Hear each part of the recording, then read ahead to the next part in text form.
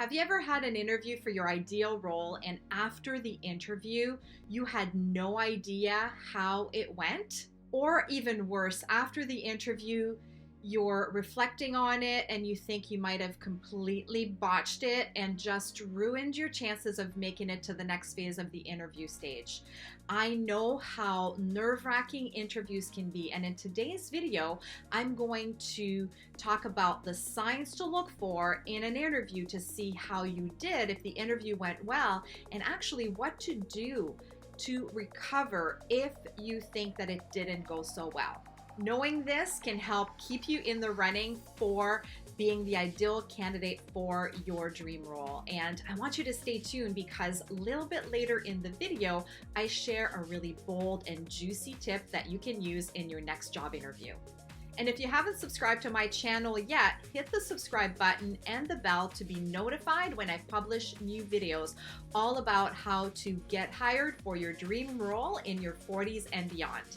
I'm Danielle Bradley here of Coach with Danielle, and I'm a career coach and mentor for experienced professionals who are looking for their next role and their dream role. And I have been on both sides of the interview desk as a hiring manager and as a candidate. And I know just how stressful job interviews can really be. So here are the 5 signs to look out for to know if the interview went well. Number 1, you want to look at the length of the interview. And I'm not talking about just the pure length of the interview. That doesn't really mean much because nowadays, especially, there's a lot of virtual interviews and people can be very efficient with their time. Hiring managers are quite busy, as we all are, and sometimes they will only book 30 minutes for an executive role interview. And so what you want to look at is how long the interview was booked for and how long your actual interview lasted. If it lasted the length of time, the entire length of time, or a little bit over what was allocated for it, that is a sign that the interview went really well. So for example, if you had an interview that was booked for 30 minutes and you went 30 minutes or a little bit longer, chances are they're very interested in you as the candidate for the role. Now, if you had an interview that was booked for 30 minutes and it lasted 10 minutes, obviously something has most likely gone wrong. Not that it's your fault, but I want you to stay tuned because I have a really juicy tip, as I mentioned, to help you know exactly what to do next if that ever happens. Sign number 2 is all about their body language. Now, if you are doing virtual interviews, of course, you're going to have to pay really close attention to the body language. It's going to be a little more challenging to see their body language in a virtual interview, but you're still able to tell a whole lot. And the signs that you're wanting to look out for in this case are they smiling when they're talking at you? Are they making eye contact? Are they leaning in towards you? Are they showing an open disposition with their overall body, or they're sitting with their arms crossed? That would be a negative body language sign. So you want to look for these things to get a feel for how your interview is going. Sign number 3 is they're selling you. You want to look for buy signals from the interviewer to see if they are truly vested and potentially making you an offer.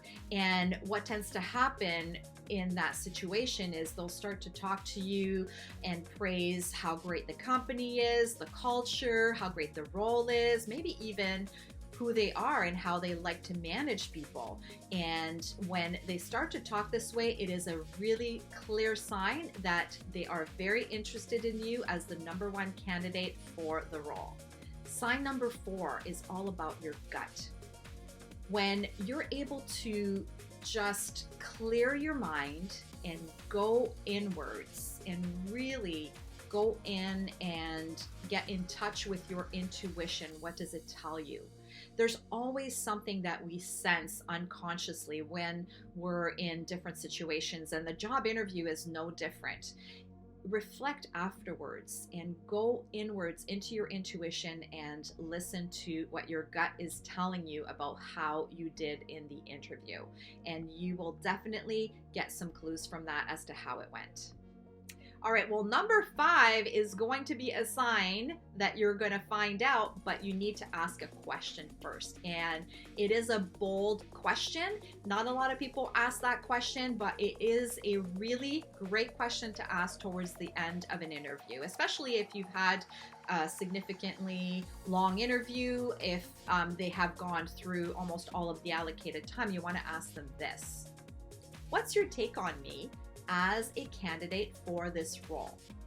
Super simple, but not a lot of people will ask this. And most of the time, you will get an honest answer. And if there's something that is still causing some doubt in the interviewer's mind about you as the fit for that role, they may tell you what that is. And that gives you a great opportunity to address it right then and there before you leave the interview. If they bring up something that they're not sure, that maybe you didn't have an opportunity to discuss in the interview, it gives you the chance to do that right then and there. So that really is a great question to ask. Okay, let's talk about what to do if after the interview you feel like it didn't go well. What you want to do is you want to do an evaluation after every single job interview. And I talk about that in more detail in the video that I will put a link right here to that video. And also below the video is all about virtual interviews. I talk about how to do an evaluation after interviews. But part of the evaluation is to determine what didn't work. What didn't go so well in the interview, especially if you were in an interview situation where things got cut short. You really want to spend some time thinking back to where things seem to have shifted, and that will give you some clues about what might have gone wrong, and you do have an opportunity to recover from that by sending a thank you email. Let me give you an example of what I'm talking about, a specific situation from a client who had an interview with a recruiter that lasted 10 minutes. There was 30 minutes that was planned for that particular interview. So obviously something went wrong, something happened that cut the interview short. And really what it was is there was a surprise question that was asked in that interview that caught her completely off guard, and she didn't answer it to the best of her ability.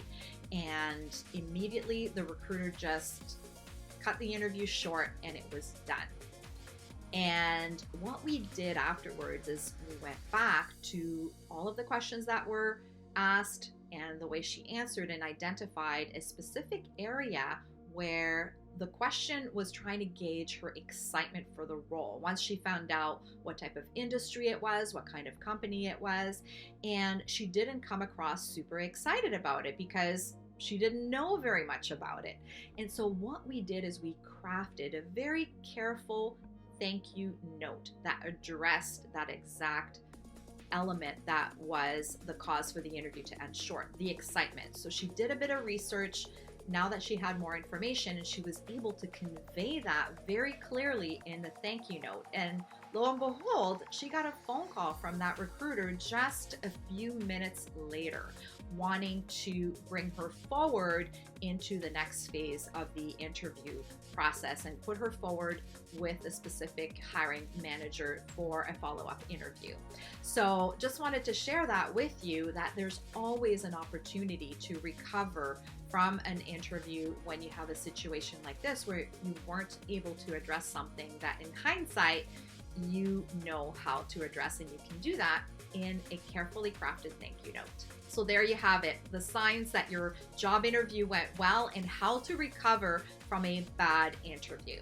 Now, in next week's video, I'm very excited to be talking about the Great Resignation that everyone is talking about. All the experts are talking about this, and I will share my thoughts about how you can use this to your advantage to accelerate your career. And if you're still struggling to secure job interviews for yourself, then I want you to check out my Resume Booster. I cover the reasons why your resume is failing you and 4 steps to quickly fix it. Go to coachwithdanielle.com/boost to sign up for that and get the video and the PDF guide that will help you start getting interviews for your dream role.